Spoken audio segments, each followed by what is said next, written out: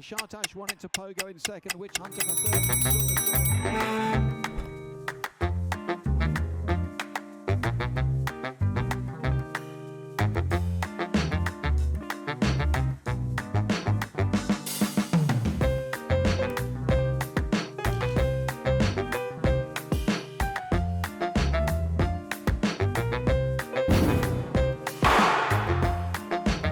So we're in the stewards room, the old stewards room at York. So I thought a good place to start would be to ask, what is it like in a stewards inquiry?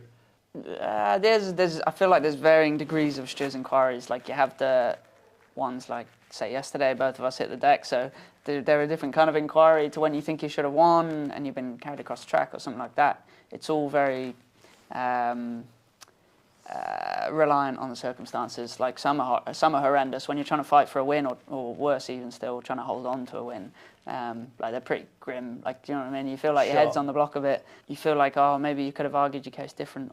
Equally, you know you've probably done something wrong if you've lost a race. 9 times out of 10, it's, you know, you've done something or allowed a horse to do something that's then, I mean, you lost a race. Like, unfortunately, I had many, but it's a pretty tense environment. Whereas like yesterday, like we both hit the deck, had an inquiry after, and it's a different vibe. You know, you're not. Well, it depends on how annoyed you are, how angry you are, who's done it, or if anything's happened. But like, do you know what I mean? My one yesterday was like, well, you can see on camera what's happened, and you don't really say an awful lot more. Sure. Whereas when you're fighting for your win or whatever, the people can get pretty animated, and it goes on for a good while. I always think it can be a bit like what I'd imagine it's like being up in court, like when, especially like I said, independent if you're trying to keep a race, and you think you're just trying not to say the wrong thing, and trying to get your point across, almost in it because you kind of know what the rules are, you know what the rules say, and you're trying to get the right kind of words in there, aren't you?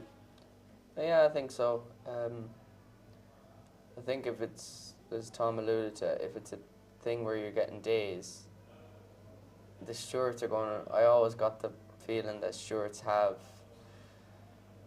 a certain category of what they're going to dip you into and what sort of days.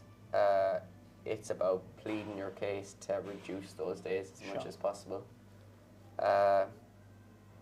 As for holding on to a race, most of the time the camera angle tells the story. Sometimes you don't have to say nothing or not a lot because it's blatantly obvious. You know? I find it quite entertaining going to stewards inquiries when people are falling out over something, and then you go in the stewards inquiry, and like jockeys being jockeys, most of the time you want to keep that in the weighing room, and you go into the stewards inquiry, and then everything becomes all amicable again, and no one really buries each other so much. Like every now and again someone might throw someone under the bus, but 9 times out of 10 it's like you look after each other in there, and then you go and sort it out between each other, because realistically we're all sort of banging around with each other every single day, and you, like, as much as you want to see someone penalised to the right level for what they've done, you don't want to throw someone under the bus unnecessarily, and then you can go and sort it out yourself. Not like, well, I was going to say, does it ever go into the weighing room? Yeah, always goes into the weighing room to varying different degrees. Sometimes it's, sometimes people just need calling out for something that's sloppy, and people will rear up. People will just say sorry. Different reactions, different people, different days, different circumstances, all different things. It's like anything you've watched. We've all watched Formula 1 or the MotoGP boys are the best. They'll go and slide each other out. Someone will nip up the inside, bring the other fella down as well, and they'll go over and clap him over the head. You know, obviously they're wearing helmets. It doesn't matter. If jockeys could do the same out on the track, you probably would, but we can't because we're on the back of a horse. Do you know what I mean? It's quite funny, and your blood's up as well. Like, sure, yeah, that's. Realistically. But if there's an incident of falling out or whatever in a stewards inquiry or on the track, is everyone back in the weighing room going, hey, for sure, yeah. Everybody rushes into the weighing room really? Say something's happened out on the track and everybody's in York. We're lucky we got a TV room, and then you got the changing room separate.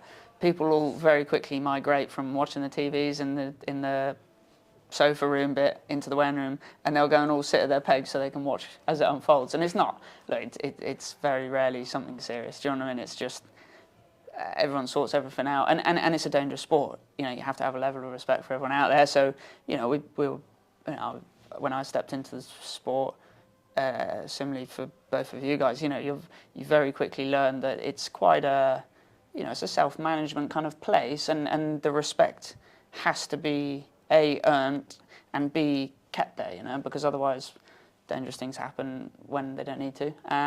But yeah, for sure, everybody rushes in because everyone wants to hear what's going on and see what's going on when they get back in the weighing room, because, you know, we don't argue out, and, you know, nothing's going to happen out in front of owners and stuff like that, because it's unprofessional. You know, that's for us to, as jockeys and professional sportsmen, to call out for what's not right, and that's I think that's the beauty in I think all professional sports the same, you know, like athletes will sort it out, and then once it's done, and, you know, people say their part, and done. Next day, next race, next hour, whatever. Have there ever been any moments, you don't have to give us any specifics or who you've fallen out with even, but have you ever properly lost your head? I mean, you're a competitive athlete. Surely the time's come where... Do you know what? I personally, I found that nothing really makes me see red much. Like hitting the deck yesterday, obviously, you get up and you, like, as I say, your blood's up and you're steaming. But then realistically, it was a minor thing of minor movements. No one's pulled a wild manoeuvre. You know, there's no one really to blame. So fine, you watch it and you're like, all right, okay, you can justify it in your head. I struggle when people flatten Holly. That's the one thing I struggled with. Like, Really? yeah, it's tough, because when people get me, I'm like, you know, you say, what you doing? And they go, sorry. Or you talk it out, whatever, sort it out, fine, done. But it's different watching it. Have you second ever person. pulled someone aside and said, what were you doing? Yeah, and you do. Look, whether rightly or wrongly, I don't know. But it's for whatever reason that gets to me more than if I get done. But I think when someone knocks you over or something personally, you can very quickly you can see exactly what's happened. Blah blah blah blah. You say what you want to say. What does Holly say? Look, she's harder than me. She's harder than me. Yeah, look, it's a tough one, because we're in a sport environment, competitive environment, and it's a fine margins game, and we're all racing for that inch. She's in the same boat as I am, and as much as everyone else, and yeah, sometimes it's hard. Like, sometimes it is hard, but it's the way it is. It's grand. Like, we've never had a problem with it, so it's fine. How do you deal with those sort of conflicts? Because I always find you're very, like, you come across very cool, calm, collected. So do you have those moments as well where, like, say again, yesterday you hit the deck, do you see red? Is there moments where you struggle to control that temper because your blood is up? Does it come out at you at any stage? Yeah. Like, you know, there's Stewards Enquiries every day. Someone gets flattened somewhere. Most of the time, it's never intentional. There's the odd time it seems intentional. I think where I get annoyed with it is when it wasn't intentional, but it didn't need to happen. I.e., you've gone for a gap. Gap's fully there, you're fully entitled to be there. Just about to get in it, and you think you're going to go and win the race, and someone just pulls their stick through and takes you the whole way across the track, and there's someone outside them, and the whole thing just shuts up shop, and then that's where I'm grand when it comes to other things, you know, when it's tight and all things like that. It's where someone does it, sometimes don't know they're doing it, but like it's very blatantly obvious, like the horse is shifted more than a horse with. You know, similarly to, you have the, you know, thing is we don't have rear view mirrors, so everyone's going to make a mistake. Horses aren't going to go very straight. Yeah, just sometimes when it is a blatant jockey and you think you should have won the race. I think when you're on a loser, I can get over all that. It's when you missed out on winner. That's when it... But then what I'm interested in is how you deal with that. Say if someone flattens you, you're coming to win. Someone just, typical careless riding, comes, flattens you, your blood's up. How do you deal with that when you get back into the weighing room? you want to know the truth about Yeah, it? tell us the truth. That's what Whatever way wants you to say it. I Is there think- any boxing matches? Is what we want to know. Not really, not all the time. You would be you'd be raging, and you probably do come across aggressive.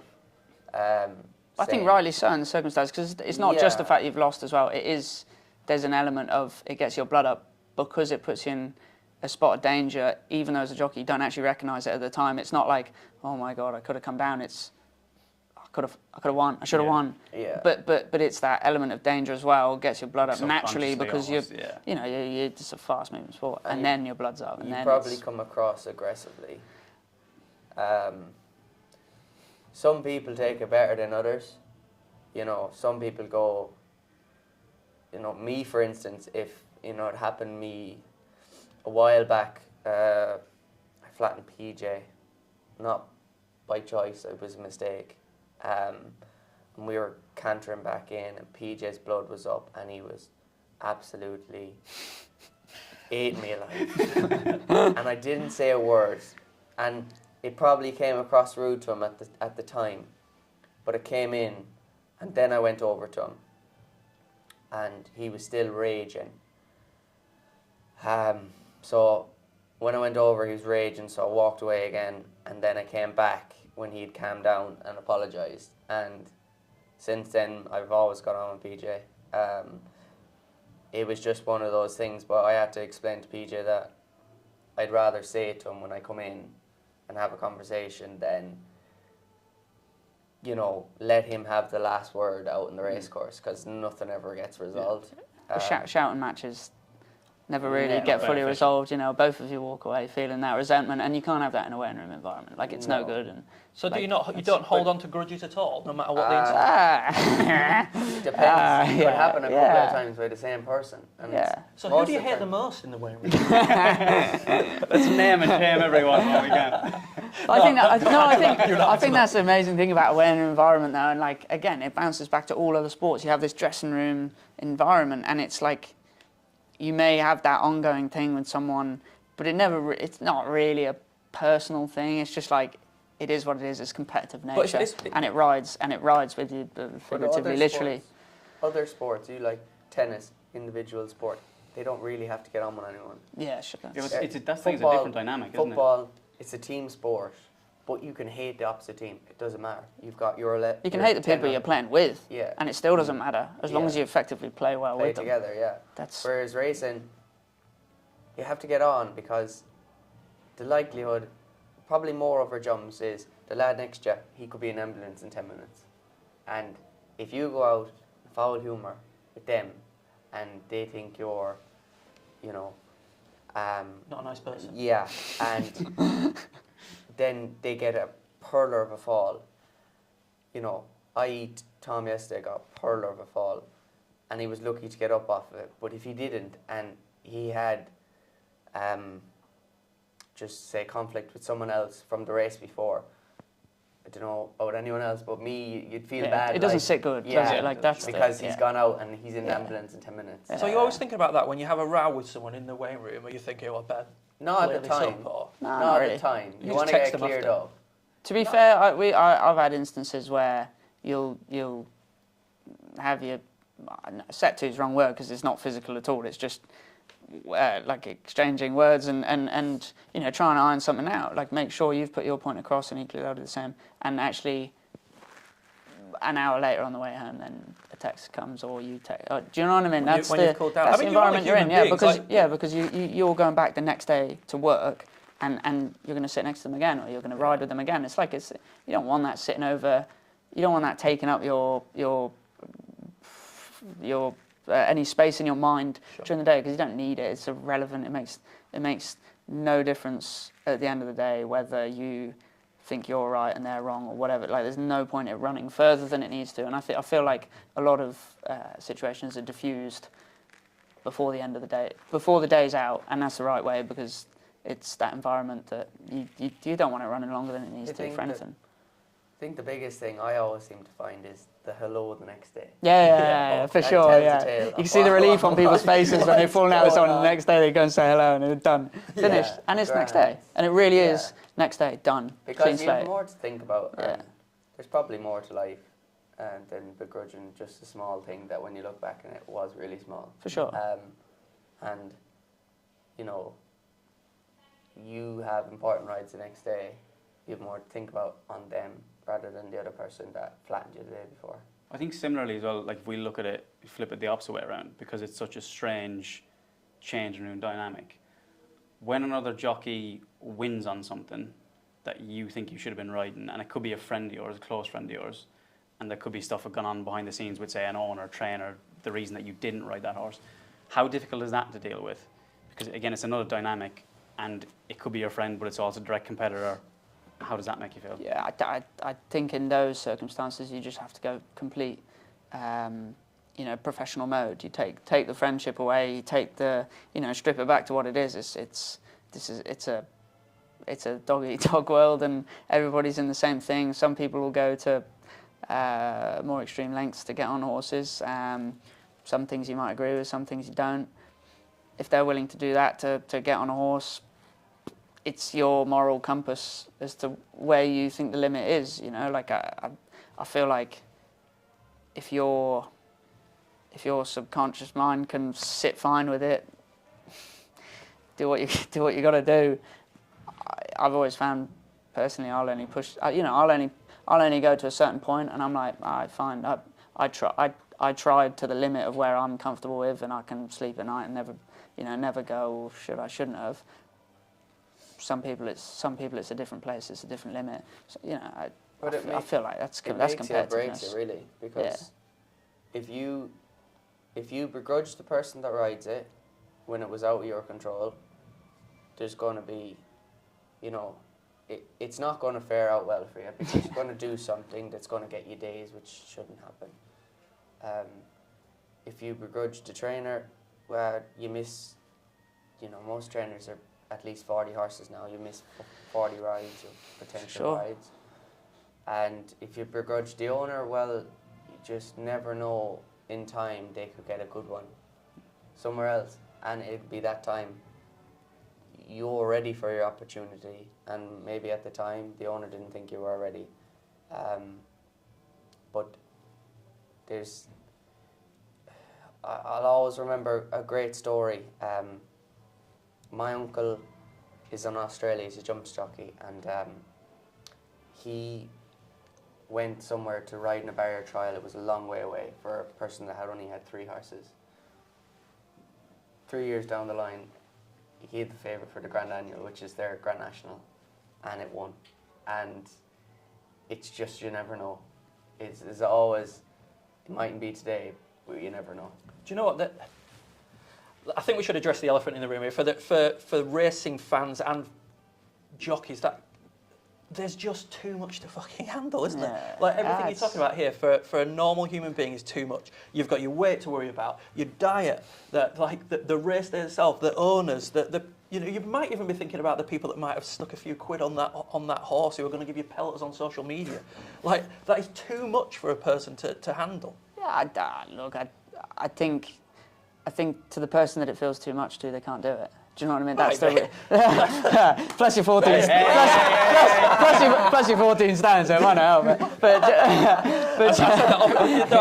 off camera, don't worry. We won't tell you what way he is, and he was a jockey, so no. But that's the seriousness of it. Like you walk in, young person, 16, 17, like we did, and realistically, you come through, you hopefully get your opportunity. Some people don't, and you sink or swim. With every opportunity you get, you either take it and go up a rung on the ladder, or for whatever reason it doesn't work out. You can't hack it, or it doesn't work out, or other circumstances. But if one of the circumstances is that you can't hack the things that are going on, you can't progress further, because you need to be able to sort of take it all in. And that's the biggest thing with everybody always says, riding out your claim too fast.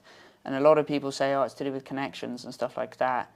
To me, I was very lucky in the circumstances. I was young and got going quick, and I was very fortunate with the jobs I had, but I never felt like it was the connections that was a limiting, contributing factor in that. I always felt like if you can take it in fast enough and learn fast enough and progress fast enough, it's fine. But were you thinking this as a kid as well? Oh, completely, yeah. You're 16, you walk in, and you ride, say you ride 20 winners within 5-6 months, which I was very, very lucky to do, and not everyone will do it, but you've got quite a lot of lads that do, you know, like Harry, you look at Harry Davies, Benoit, Desailly, O'Sheen, you ended up riding a load of winners quick as well at Hannon's. Like, if you ride those first 20, 30, 40, 50 winners within that 5, 6, 7, 8 month period, like, you have to develop so much as a person so fast, and learn to take it in, learn to organise everything, learn to get your life into the right places and do it all right. Like, if you don't do it, you're found out, and you don't then carry on up the ladder. Like,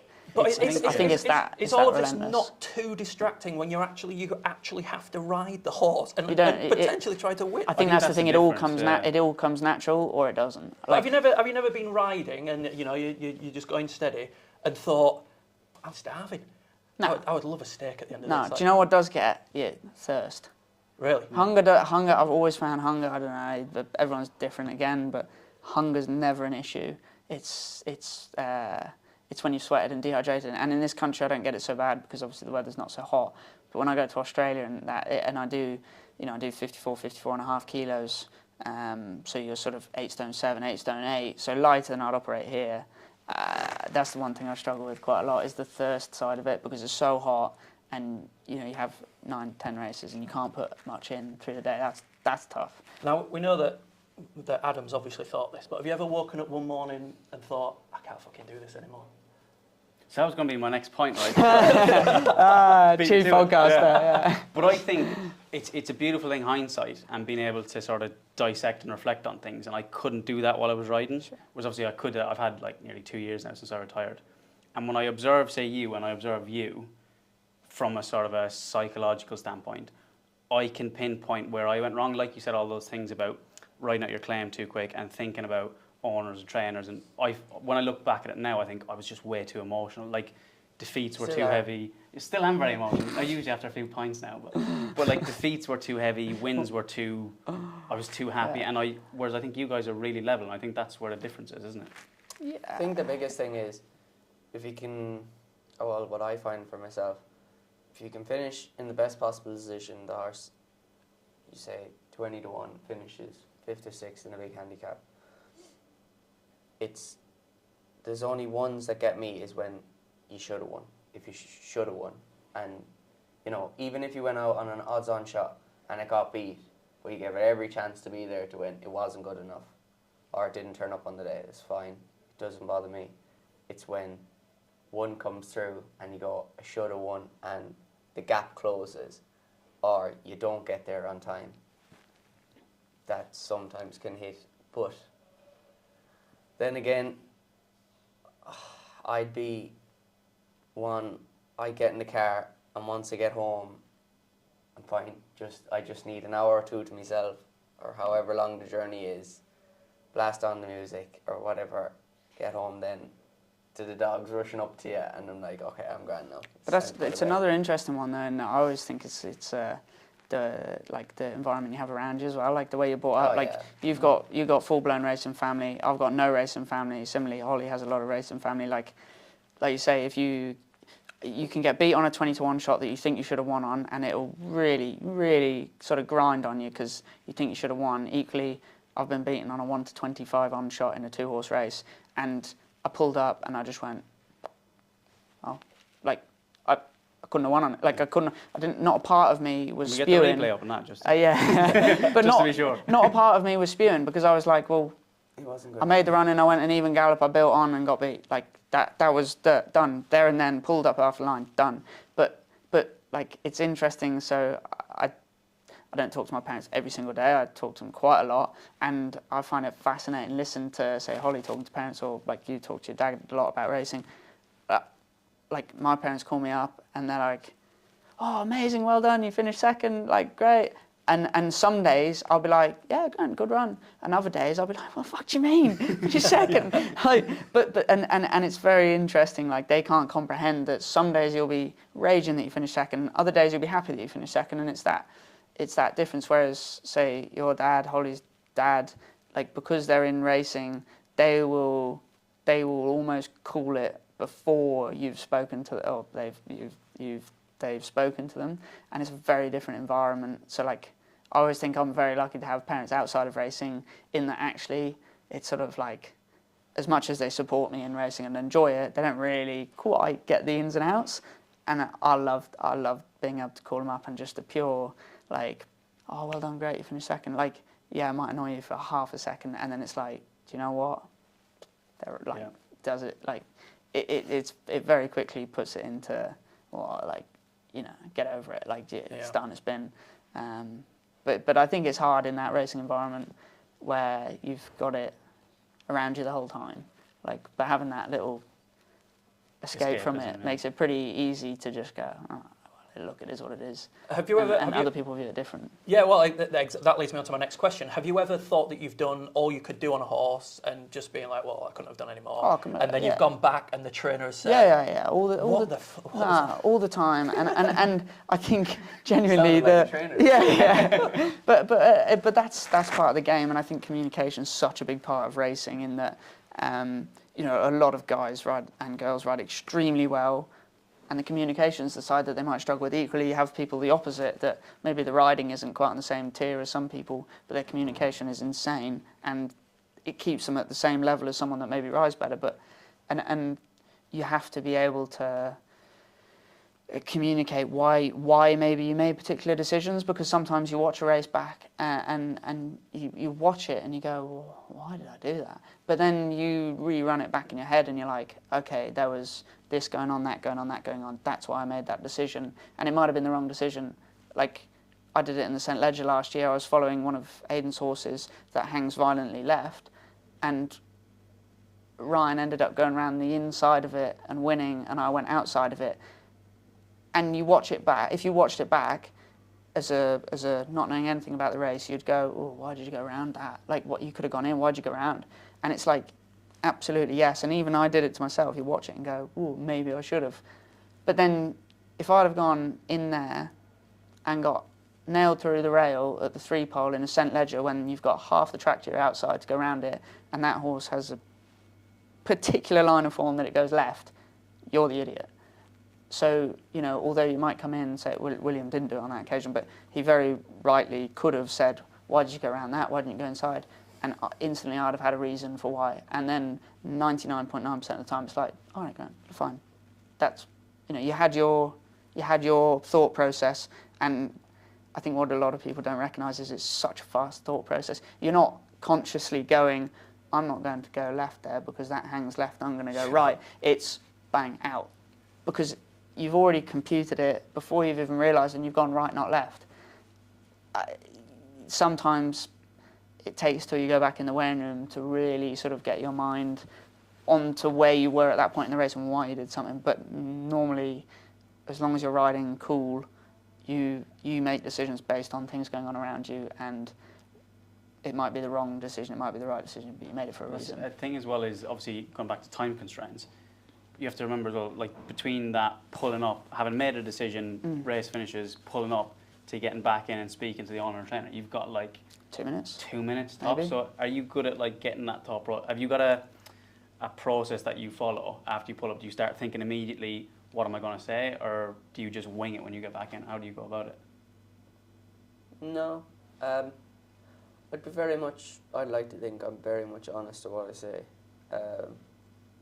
I say what I feel on the horse, and there does be times when owners question whether, as Tom said, you should have gone right, you should have gone left, and you go, possibly, but at the end of the day, if he was good enough, he'd have won, whichever which way I went. Sure.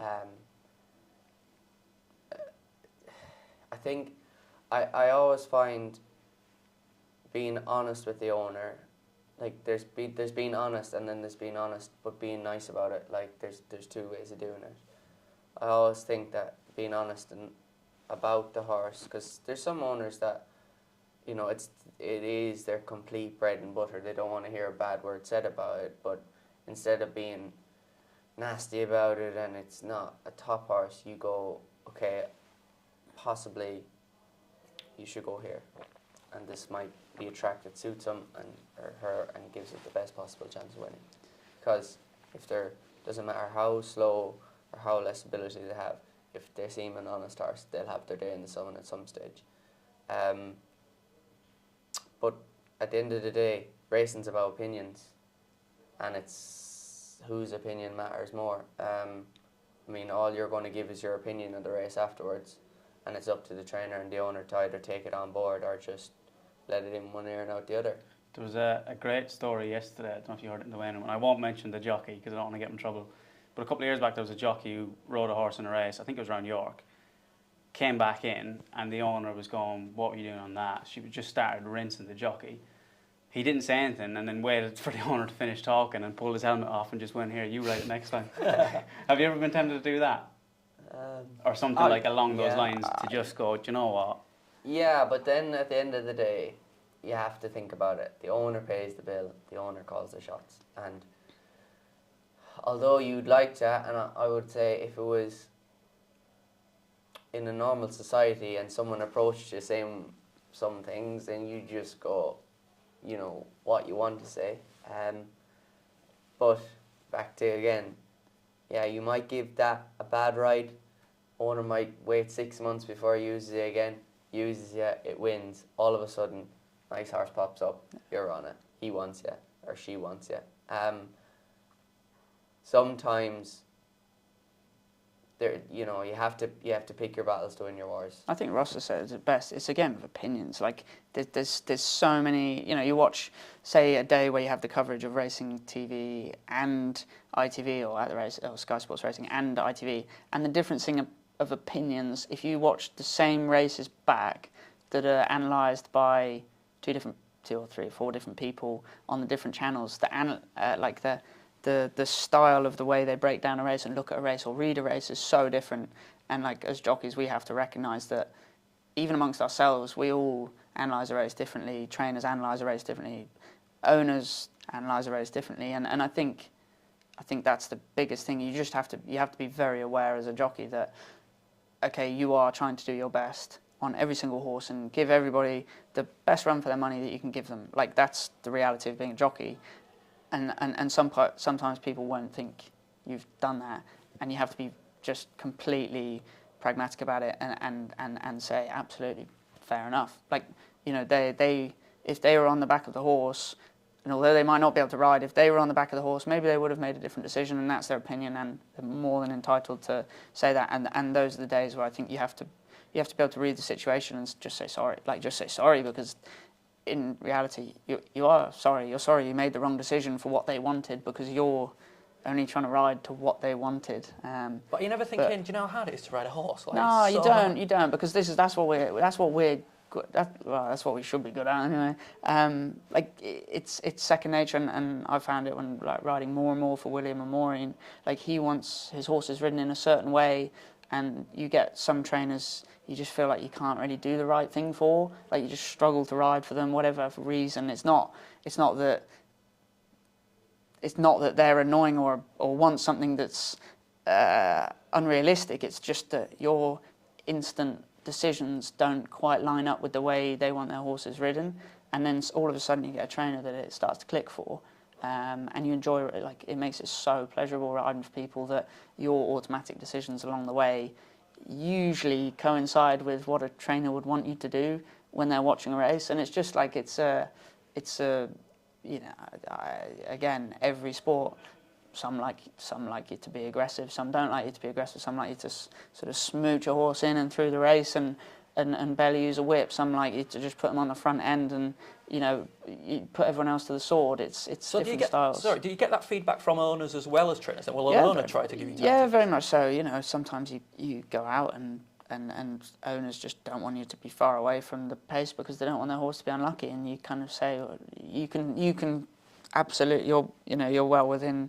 your sort of slot as a jockey to say, listen, I think the right thing in this race is to drop in, and if they say no, I want it handy, you go, absolutely no problem. Like I will be handy, like, because you can have your professional opinion, but it's opinions, and these are the people that are buying horses, keeping horses in training, and they're passionate about it, and if that's what they want to do with their horse, then it's our job. That's what we're paid for, to do what they want us to do. And then you know, we might vary the plan. Plans change a hell of a lot in horse racing, but it's your job primarily to try and execute what they want you to do, and then it's up to you to change it. One thing that's interesting though is the jockeys' camera recordings after racing. So Australia have done it for years, but since COVID, obviously a lot of people couldn't go racing, trainers, owners. So every time we got off a horse, a lot of yards started filming jockeys when you get straight off the horse. So you do your 30 seconds, minute, maybe 2 minutes if you've got a lot of excuses. And it's actually really interesting watching them back of other jockeys on, say, yard horses that you know, or horses that you've ridden in the past, because it's so interesting hearing, not excuses is the wrong word, but like reasons for what's happened from other people, because my sort of reason list, whatever you want to call it, is sort of comprised of a certain maybe 15, 20 different things, but someone else might have a list of things that they go to or their head goes to that's a completely different list of things, and it's really interesting, like hearing other people talking about it, because as jockeys we actually don't get to hear, you know, like other jockeys talk to trainers and owners, but we're not really privy to those conversations because you're not stood there with another horse's owner or trainer after. So the videos are actually really interesting to hear how other people talk about horses and the things that matter. But then you don't get coached to what to say. So Yeah, Stewards, you don't get coached. Yeah. You have to become a solicitor in there. Do you practice like in front of the mirror or anything like that? Never. No. And then when you but the trainer, but like a trainer won't even say to you, do you know what, you better practice doing some of that solicitor talk, because if you end up in the stewards room, we want you to win. No. So they just trust you to go in there and be able to blag everything you have to learn yourself. Yeah. Oh my God. But it's the same. It's the same with getting off a horse. Yeah. You know, even when it comes to going out to saying instructions for apprentices, probably, they probably rely nearly a bit too much on, because they're still obviously figuring things out. They still probably rely maybe a bit much on trainers of what they say to do, and sometimes it's better off if they were just told, just go on a natural feel and see how you get on. But even for us, like, every horse is different, and there could be a horse in the same stable that Tom will get on with and I won't, and there'll be a horse where I get on with and Tom just cannot seem to get Why on is with it. I don't know. Horses for jockeys is quite an interesting one. One that always strikes me is This Is Us. Like, was in Hannon's yard for years, and other people won on him. Like, he won 13 races. He was a fantastically fun racehorse. But like, I think I ended up winning like 9 or 10 of his 13. And I remember, like, it was a while after I'd sort of, I'd probably moved away from Hannon's and was riding a lot for William Haggis, and everyone had a go on This Is Us. He had 8 or 9 runs, and like, lapped. I got back on him at Ascot for some reason. I think Sean was riding another one in the race, so I ended up back on This Is Us, 25-1, Group 3, and just like landed him on the post, landed him on the post. And like, before I went out, Sean was laughing and saying, "Oh, good luck, you've got him back now. Yeah, good luck." Like, but with that dynamic, just for whatever reason, I clicked with him, got on, great work. Style works. Listen, there's horses that for sure you end up growing an affinity for, and yeah, for sure, like a Dabe or something, a horse like that, fantastic. And you can definitely develop a relationship with horses, and This Is similar, just the characteristics. But like Rossa says, then there's horses that you get on, and you just never get this, like, you just never feel like everything works on them. Like, for whatever reason, just your stuff. Same with certain trainers, your decisions just don't quite suit that horse. Like, it's completely different. Like, you see Sylvester suits those real aggressive type, like aggressive ride horses. I think some people get on them and just can't get a tune out of them. Yeah. Like, it's not that someone's better or worse. It's just your X, their Y, and doesn't quite gel. I think it can be really frustrating as well on the opposite end of the spectrum. Say from This Is Us in that situation, to when you've ridden one a couple of times and you can't get a tune. and say Rossa jumps on it and it goes and hacks up, and you're just like, what have I? Because it's not really, like you said, it's not a tangible difference. There's nothing that you've done wrong on it, but you're just like, for whatever reason, I couldn't get this to win. I think circumstances are a lot to do with it as well. Because there could be a day where in racing, I'll win on this today, and you've ridden it the last 3 times, you win today, and it doesn't.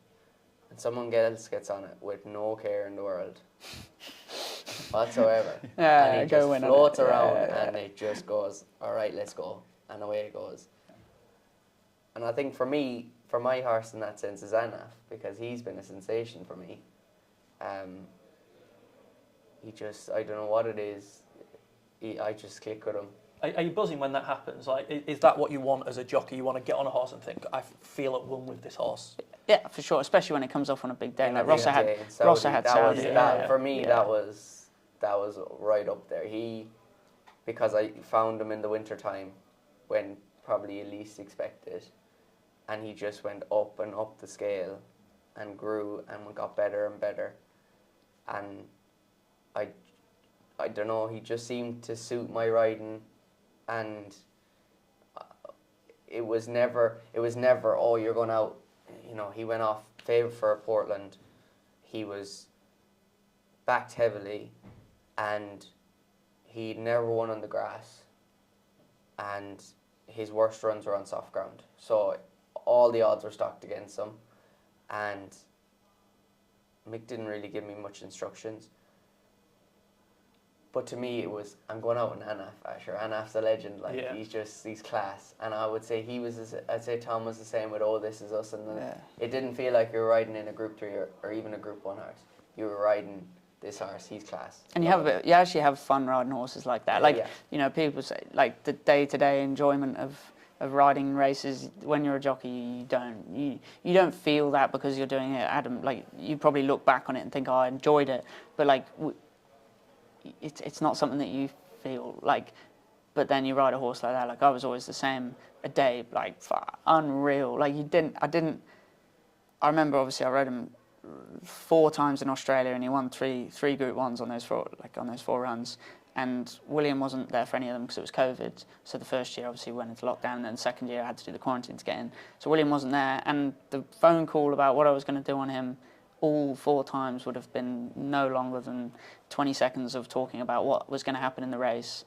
And I think that shows, like, so with a horse like him, it's just like, you don't really have to think about it much. Like, it just, you think about the race as a whole, but you don't really actually need to talk about it, because it's like your decisions on that horse are just seem to work. And like, you see it all the time in top jockeys, like, when things go right, they flow, and it looks really easy, and it feels really easy. Like, that's the reality of it. Is that unusual?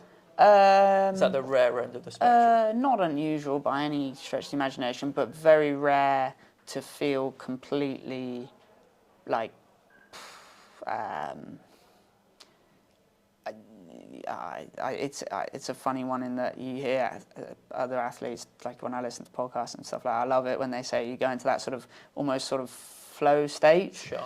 And I think it's the closest thing. Well, no, that's the reality of when you have all those things come together, and that is very rare that you go into that complete zone of just you're not thinking, and yet you're making decisions that are unbelievably right. Yeah. Like, unbelievably right. And but everyone goes on a run. There's someone different every week that goes on a run, racing. And it's just the keeping tabs on everyone's run, so that if you can still pull 3 or 4 winners every week, but you don't feel like you're on a run, that when you get on a run, it just flies. But then when you come off that run, you have to just still keep tipping confidence, over. keep your confidence there, and just same decisions. Are there jockeys that just never get to experience this? Like, yeah, definitely. I think so. No, but right. You look back on So none of us have won it. No, but interesting question. When you go back and look back on your Ebor, was that a race that you thought about a lot, looked at a lot, and you went into it, and as you were going round, you were consciously making decisions to do certain things, or did it just happen? Not And I really. hate that. I hate saying it Yeah. just happened because it didn't. You gave him an unreal ride, but did it just happen? Like So you did it? that was tricky because I was obsessed with the Ebor and I always wanted to win it because like York was the first race course I'd been to, so it felt like a massive day. And Tony Martin rang me on the Thursday and was like, "This is going to win." And when he said something like that straight away to me, I was like 19 at the time. I was like, "He's obviously not going to be wrong, or he's not going to be far off." So I went into the day and he just gave me instructions. He's like, "Don't be more than 3 wide. Get him covered, or he'll run away with you, and don't hit the front too soon." So I got him 3 wide, and it was kind of the opposite of like what you said earlier about the flow state and things just going right. I felt like it was all going wrong because I was 3 wide, but I was literally on my left rein like that, just keeping his head buried, and it was like my arm went dead. He was that keen, and look, you can't see that on the replay because I was like covered up a bit, but I was the whole way around going, "There's no way he finishes this off being this keen," and I just happened to turn in and see Seymour hit the front, who'd done the same Northumberland Plate and fell in a heap the 1 pole. So I was like, he'll take me there. And the whole way up the straight, I was just like, don't move, don't move, don't move, don't move. And I got to the furlong, and it just felt a bit surreal then, and obviously panicked and didn't look very good in the finish. Got him over the line. But it wasn't one that I'd look back on in my career. It was my biggest winner. I loved it, and like the feeling afterwards, incredible. But it wasn't one I'd look back at and be like, "Oh, I gave that really good ride." I think it looks really good because I sat quiet on it till the 1, but that was just fear and panic, realistically, and being told what to do. But it wasn't like, it wasn't a good ride. It's an interesting thing that, though, isn't it? Like that would go down as your biggest winner and your best winner by a mile. The only other big winner, I only had 2. The only other big winner I had was Mighty Gurkha in a Group 3. Around Kenton, and made the run and got the fractions like nailed. spot. He never won a Group 3 or Group 2 again after. Got it absolutely spot on, won by a nose.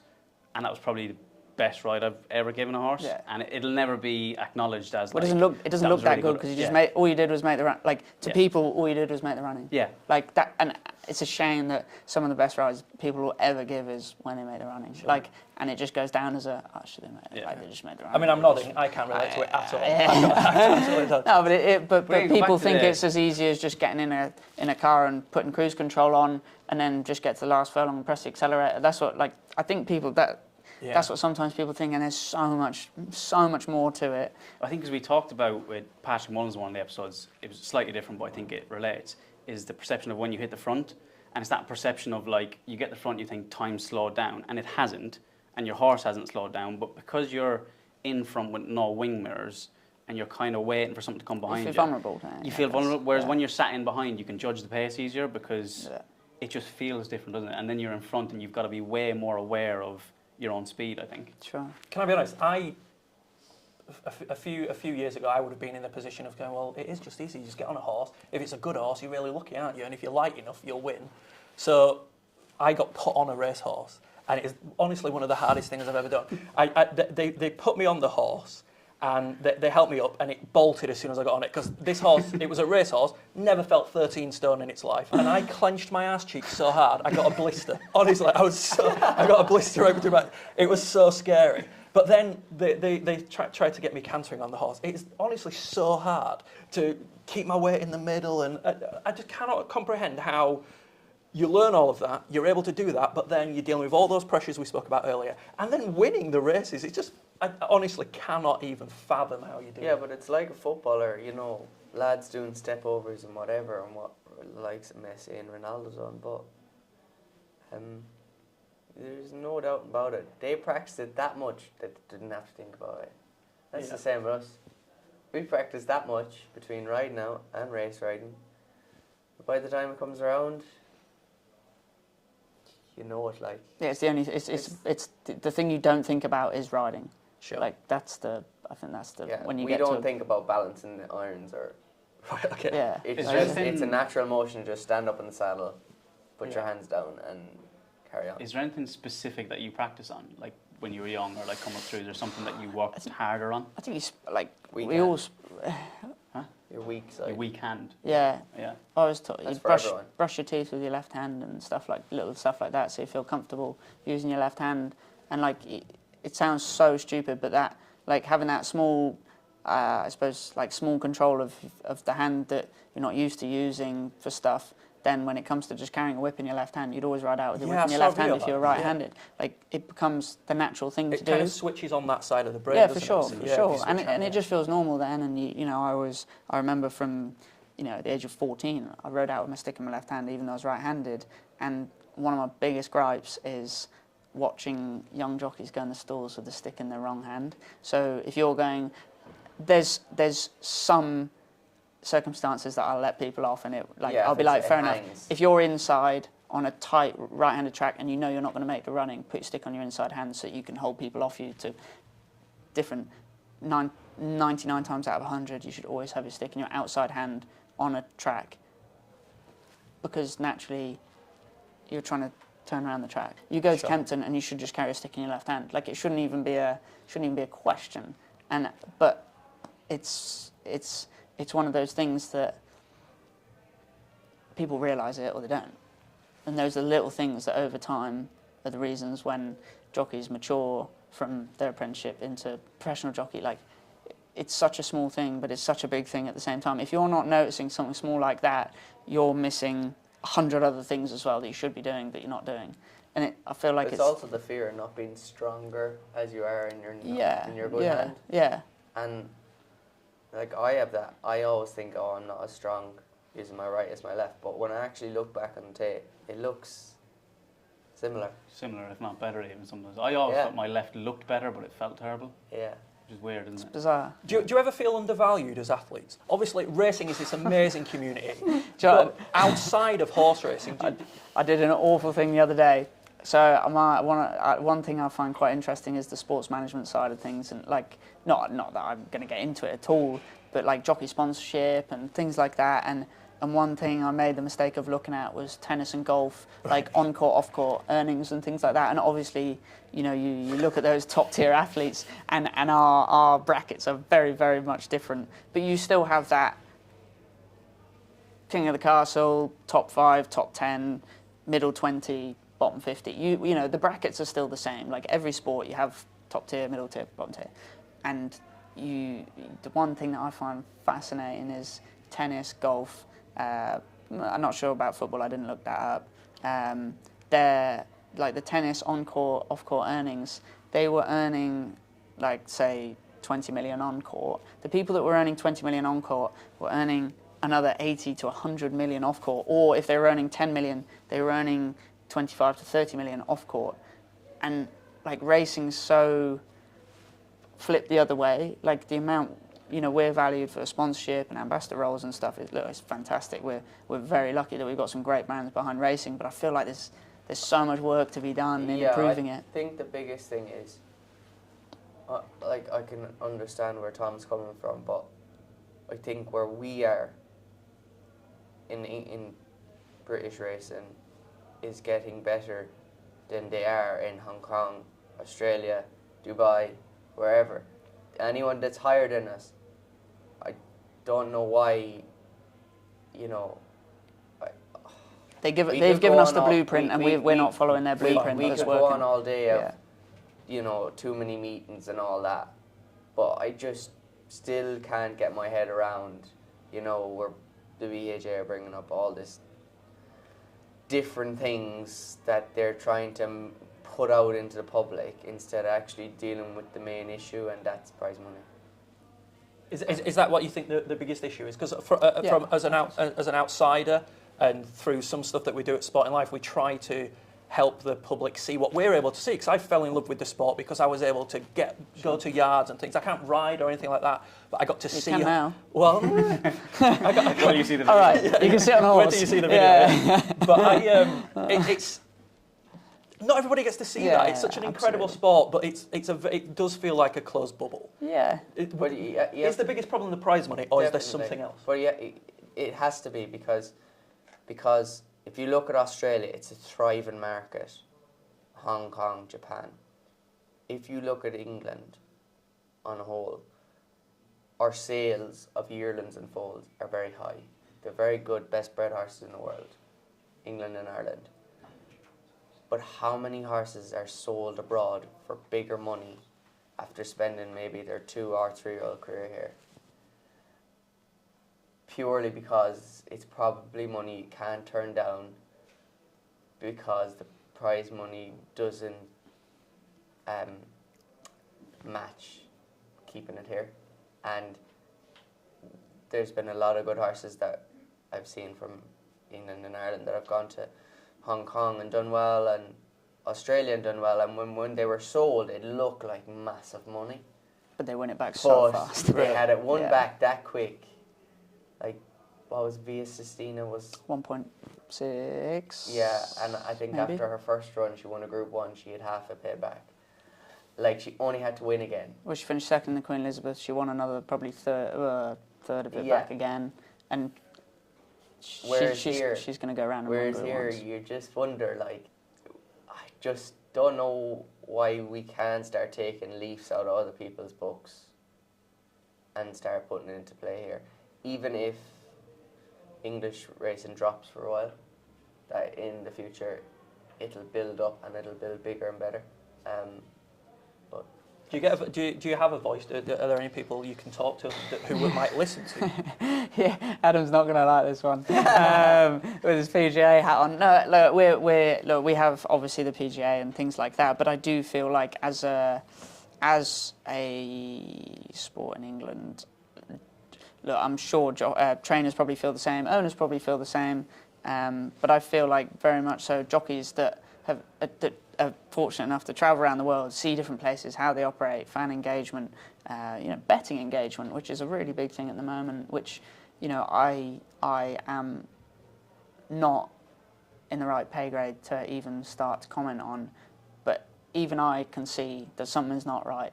Do you know what I mean? Like, it's not hard to work out, so we're going wrong, and like betting gets demonised, and I go to Australia and it's Saturday, you go on the punt, everyone's at Randwick. If they're not at Randwick, they're in the pub on the punt, having fun, enjoying it, and it's not demonised. Japan, the queues, you get on a horse for a Group 1 and you walk around on that horse down at the start for nearly 30 minutes down at the start for there to be time to put bets on. Hong Kong, the betting market is insane. We now have Whirlpool at meetings like York, and but it's all driven by other markets that are getting it right, and we're getting it wrong. Like that, and like I say, I'm not clever enough nor in the right pay grade to be anyone to try and work it out. But there's the blueprint in place by these places that are thriving, and we're not thriving. Like that's. There's lots of things that need changing, from jockeys' perspectives. There's loads of things that we want to change. But you can only deal with it one thing at a time. But we're very guilty of going, there's all these things to change, we need to change something, something new comes up and we just forget about everything else. It just goes onto the back burner. Like say at the moment on the back burner, I'm not on the back burner, obviously Adam's doing a lot of work and knows a lot more to what's actually going on behind the scenes, and I'm sure there's a lot all the time, but in the past 2 years, the biggest jockey problems have been saunas, whips, 2 meeting rules. I personally think, say the saunas kind of got shut down a bit last year, and everything, the chat gets shut down, and you kind of feel like you get blindsided a bit with it. The whip, the say the concessions for being on good behaviour, so like if you go over 200 rides or 100 rides or 200 rides without a whip offence, and then you get your concession of getting a ban cut by a day or 2 days. We've got one at the moment that with if you go over the number, you get it halved if you're over 200 rides. But if you accidentally hit a horse short, or go over your shoulder height, or not quite a chance to respond, which are all, to me, I think, technical offences, and things that when there's so much going on are much easier to get wrong than the number, because a number's a number. It's like you're given a number, remember that number, easy. Not easy, but easy. With hitting them shoulder height, the horse's movement, the way they hang in different tracks, different stride patterns, it all comes into play. And say little things like that, that's been on the go since last August, I think it was mentioned, and it's still not resolved. Like little things like that. One thing that surprises me, because obviously I've been on both sides of the fence now, absolutely, is, I don't want to say anything to get myself in trouble, no, but no. I'm shocked that, obviously I came from being a jockey into this role, and there's a lot of things that I personally wanted to try and achieve for jockeys and stuff that have come up subsequently. It really shocks me how, say, you and Rossa might come to me, or the Wayne will come and say, this is an issue. And we've the amount of like committees, conversations, people that you have to go through. And that's why it takes, like, you talk about stuff from last August. And it's a lot of it is common sense stuff. Sure. And it should be stuff that you could push through really quickly, because you've got to go through that many committees and parties and regulations that it just takes forever, and it doesn't. The whip rule, like, yeah, it's in now, and we're dealing with it. That was the one thing I always thought Britain had perfect. And really? if they just, yeah, because they had a number which was grand, everyone got used to it, but there was leniency on the technicality in that. But 2 years ago, they made a big deal about the whip, which I thought was very silly. And instead of just turning around and going, right, lads, 6 max, not 7 anymore, 6. Okay, grand. Yeah. Carry on. Yeah. They just, and it went on for that long that people even just watching X and Twitter, people were getting sick of watching it. Yeah. And that some things like that can sicken the sport a small bit. And I just think we made a big deal about something that wasn't. I'm going to go a bit controversial here. I don't think there should be a number. So I've obviously been very lucky to ride in Hong Kong, Japan, Australia, and Australia has a number, but it's very loose because it's like 5 before the 100 meters, and then after that, as many as you want. So it's kind of basically implying that as long as you're sensible with it, do what you want. As long as you're sensible and it doesn't look ugly. And I think we actually spoke about it yesterday, and you said if it looks wrong, it is wrong, and I'm completely in that. A couple of years ago in Cheltenham, didn't he? If it looks wrong, it's wrong. Don't look wrong, it's not wrong. Well, in Japan, you can technically come out at the gates and hit a horse. I think the rule is 3 strides on the trot, 2 strides off, 3 strides on the trot. Technically speaking, you could come out of the gates and hit a horse 3 strides, 2 strides off, 3 strides for the whole race, and you wouldn't get banned. But have you ever seen a jockey doing that? No, because it's counterproductive to what we're trying to get a horse to do. Jockeys over there might only hit a horse 3 times, even though they're allowed as many, basically nearly as many smacks as they want. Same with Hong Kong. You know, if it looks really bad, obviously you get penalised for it. But jockeys don't do that because we're not riding horses to hit them. We're riding horses to win on them, and 9 times out of 10. Forward. Well, yeah, just take it back to the basics for the layman. What effect does the whip have on the horse? Well, I remember Richard Hughes saying to me, the first 2 smacks you hit a horse will tell you what they're going to do. Yeah. They'll either go or they won't, and they're probably, the 2 smacks you give them is probably the quickest they're going to go. It's only going to slow down after that. I think when they brought this number in, possibly more for apprentices, maybe I could say, because I was starting off. It made me think, you know, does the stick matter too much? And I think when I start going over the 5 and 6 smacks, it's irrelevant. Yeah. I'm getting the same pushing it as I am hitting it. I'm just giving it a smack to keep it going, because if I stay pushing it, he will stop. I agree with the 3 strides. Well, one, I can't hit a horse any quicker than 3 strides anyways. I'd be nearly 4 or 5. That's just my stick action. But, you know, I think with the number, it has brought jockeys into perspective of how much the stick really gets out of them, which probably the first 2 or 3 smacks count. After that, it's just keeping them going. But as Tom alluded to, if it looks wrong, it is wrong. If Tom went 2 over today in a Group 1, or in a few weeks in a Group 1, Did you get 16? Tom, Did you get yeah, 16 you get days? 14 days. Oh, 14, sorry. And because it's under 200 rides, he'll probably get reduced to 10.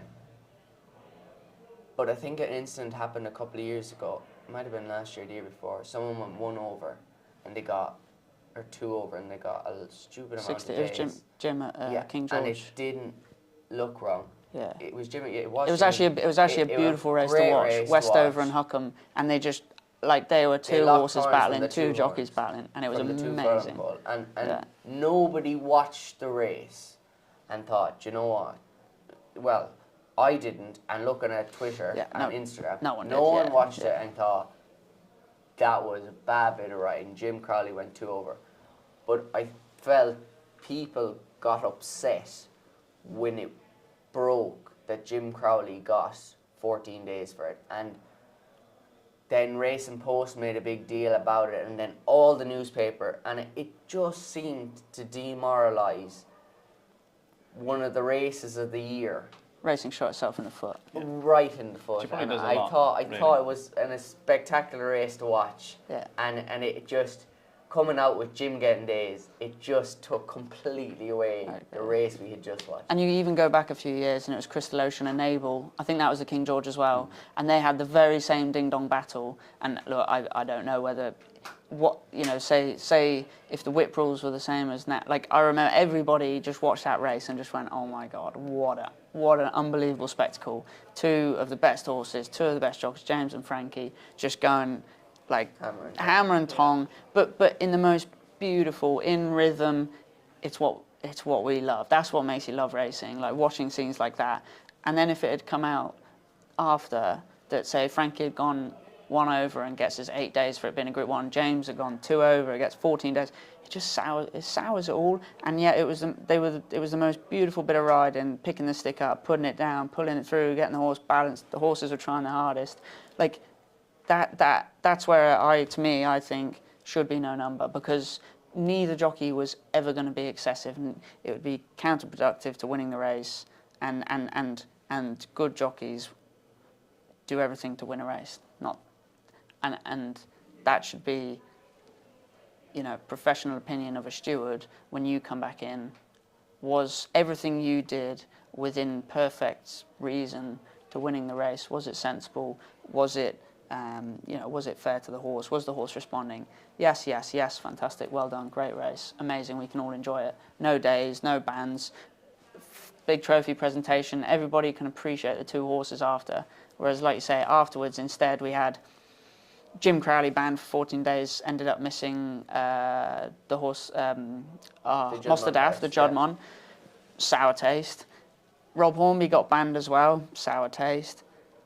It just felt so wrong, really wrong when you watched it, and like say your initial instinct was just like, wow, what a race, what a race. Like, and I think it's bad that we're in that position. And look, the PGA's done lots of work of getting those concessions if your band comes down if you're over 200 rides. But it's a shame that we're even having to work to those parameters, because I don't feel like racing needed to go to those lengths. You look at all the thriving markets. Australia, very loose whip rule. Hong Kong, looks ugly, is bad, you get banned, but jockeys don't.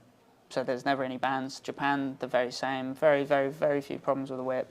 And the if public they brought in the perception time to respond without a number, it would possibly make. But more even sense. the time to respond, I'd even argue. So the way I was taught, obviously, I was taught to ride in 2014, 15. I went to my license course. The way I was taught at the racing school to use your stick right was, couple of backhand flicks, put it down, pick them up. If a horse's balance is changing, you then pull it through, a couple of flicks that side, put it back down, pick them up. But those 2 backhand flicks to me were, and even now, they're something that I go back to as soon as I go abroad and don't have a whip rule, because I think it's such a nice way of riding, in that you're warming a horse up, you're building them up, into the final 2 or from the 3, and you give your horse 1 flick. And a flick, for some, is enough to get them to concentrate. For most, you actually need to give them the second flick shortly after. So it's literally flick, push, flick again, and a horse will just start to engage with you. And then when you do go into a forehand drive, you're using a stick in a very different manner to just those little backhand flicks. But Ryan does it beautifully as well. Like, I always watched Ryan doing it. He'd always backhand, 2 or 3 strides, and now technically if you do that, you're in breach, even though they're the most sympathetic smacks you can give a horse. It's just to make them concentrate when you need them. But it was a lovely thing to watch when a jockey was in rhythm doing it, and now it's one of those things that's kind of just been like, it's been taken out of the jockey's toolbox, and it was such a nice way of, so many horses would win just having those 2 smacks a furlong out just to get them to stretch, and they wouldn't smack them again. And now you can't. Yeah. And I find a lot of horses, you give them the first smack, you wait 3 or 4 strides, it's almost like they've forgotten. You've given them the first one, you've lost their attention, and then you do it again, and it's just like you've taken 2 steps forward, and instantly you've taken another 2 steps back again, back to where you were. And it's like, I feel like jockeys just, you should be trusted. You're professional. We do this for a reason, and it's because we're good at it. And people that aren't good at it should be, or people that don't understand it and aren't good at it should be engaging the jockey population in talks like this. And like in the whip review committee, there was 2 jockeys. 2 jockeys made up 10 or 20% of the committee. But then the thing is as well, obviously we have a review every Tuesday and Friday. So if you get done, you'll know that day. But it's you, like in every other sport, unless they're injured, like, footballers, they get a 3-match ban, still get paid. We get nothing. Yeah, you sat at home going out on the bike, twiddling your thumbs. And especially if it's a simple mistake. Get the Barbie out. Something I want to go back to, because I think we could talk about the whip all day. Yeah. And everyone's got different opinions on it. Like both of you have different opinions. But one thing I did want to go back to is the sort of more commercial/media stuff. So I think sat here today, you two have been like really open and honest, and it's really refreshing, super engaging, I hope, for people who are watching. But I do find potentially day to day, when you watch the racing channels or sort of general racing media, that I still feel like jockeys aren't potentially as open and honest, as candid as they can be. Everyone's different. Yeah, but I want to ask you why you think that is, and is it something we can improve on? To me, I feel like, again, you take it to other countries and the way they engage, or you get engaged with as a jockey, is very different. And the way we promote jockeys as well, like, it's very different. GBR are obviously making a real big push this year. We saw it with the jump jockeys, fantastic. They're getting the jump boys and people saw a side of jump jockeys that they just never thought existed.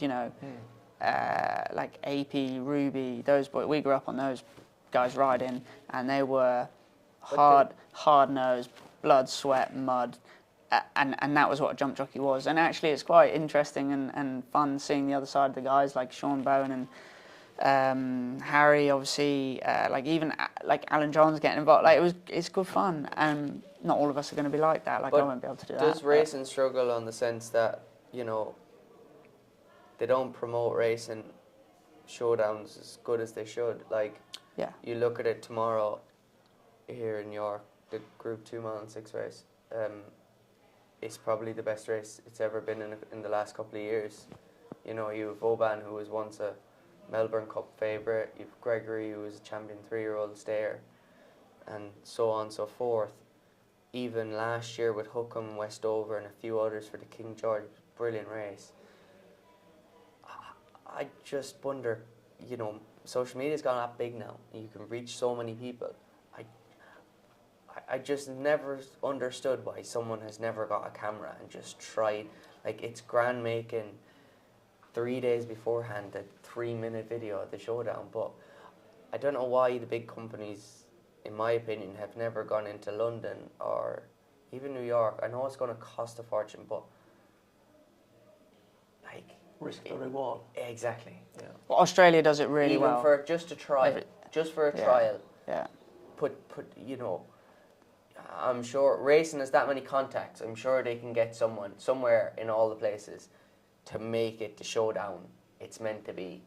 And with grabbing people's attention, people go, It's like Fury and Usyk coming up the weekend. It's a massive fight, and it's been publicised. There's also 100 million on the line. I know, but that's so true. It's been publicised everywhere, yeah. And you can be guaranteed. Racing is run kind of through betting. You can be guaranteed, if it was a horse race and there was as much build up to this fight with Fury and Usyk as there is to a race. Now, I know racing is harder because entries are later and whatever, but as soon as entries come out and you see, and you have a week, you have 2 weeks, and it's very easy to find possibilities if trainers are asked where they might go.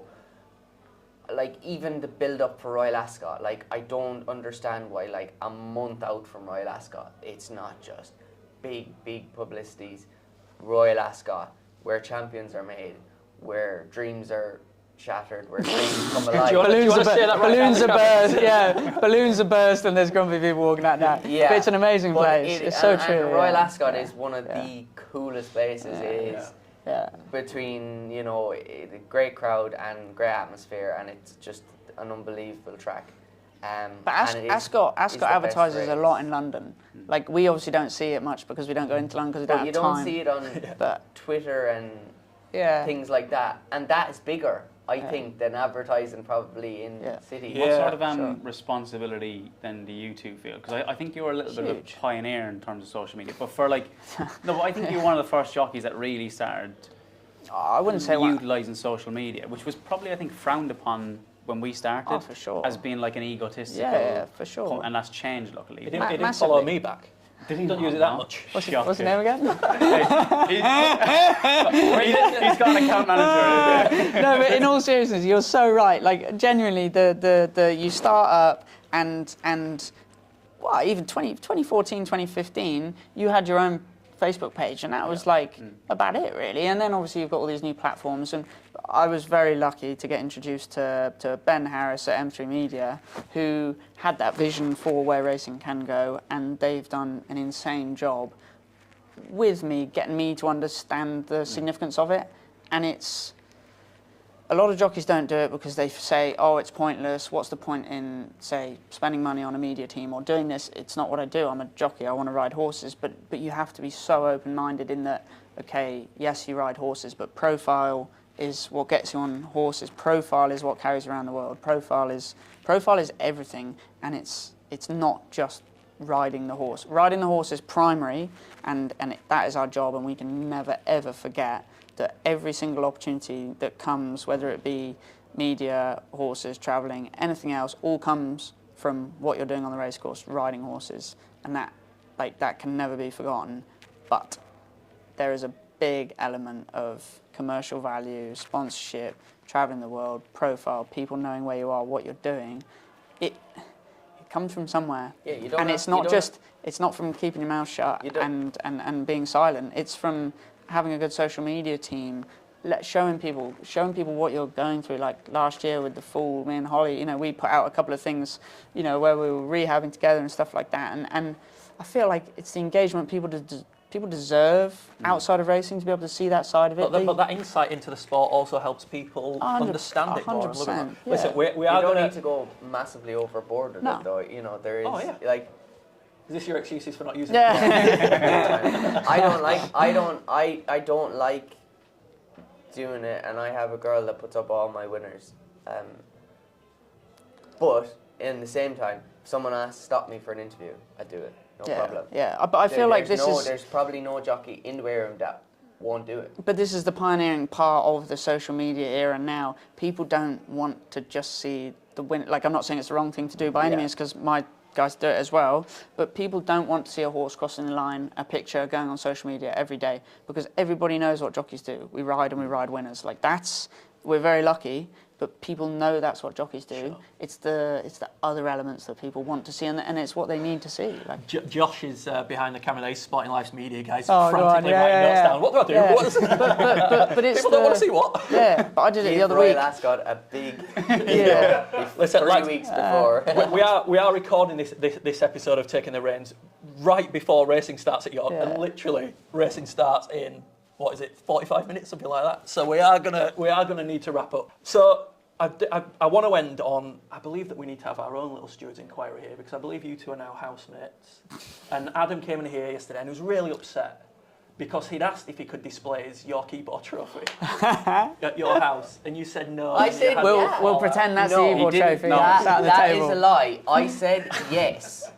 So obviously we get. He said yes, but is that all you got? No, we got. You know, obviously we get loads of trophies, and sometimes. Well, not everyone does, mate. Sometimes they're just too much, and I do sometimes give the smaller races to the lads in the yard because they look after them, whatever. But So I have a few of them out in the stand under the telly, and the rest of them are away. And he goes, "I'll have to stick my Ebor one down there." And I said, "Yeah, grand, no bother." And he goes, "So then I got crowned all-weather champion rider. So it was in my car for ages." Congratulations. So he put the Ebor trophy in the bin and put his on the front of the mantelpiece instead. So I know how it goes. Holly does the same. I had his face and I put it down. He goes, "There's not much room there for my Ebor trophy." And a big thick head in him as well saying it. Oh, he was not happy at all. Well, he came in here yesterday absolutely fuming. Oh, fuming. I'm still yet to see it. Like, I don't even know what the Ebor trophy Is it really, is it big? Is it bigger than any Ross's? Huge, mate. Yeah. Is it? Yeah. Yeah, Right. He's 11 stone now, don't worry. He won't have a scrap over it. He won't have a scrap over it. It's all right. Well, lads, it's been an absolute pleasure talking to you. It's been amazing. I think that we've probably gone a little bit too long, judging by the producer's face. Who asked us to wrap up about an hour ago. So, Adam, I'm going to let... Do you want to do your little end bit? Do you want to say thanks for watching? No, it's all right, mate. You go on. If you want to jump in and take over. No, come on. This is your... Back to you in the studio. Come on. Come on, down this middle one, down that middle one right there. Thanks everyone for watching Taking the Reins. And if you want to follow any more of the action, head to sportinglife.com, or you can follow us on social media channels, and you get the podcast of this and all previous series of Taking the Reins wherever you get your podcasts.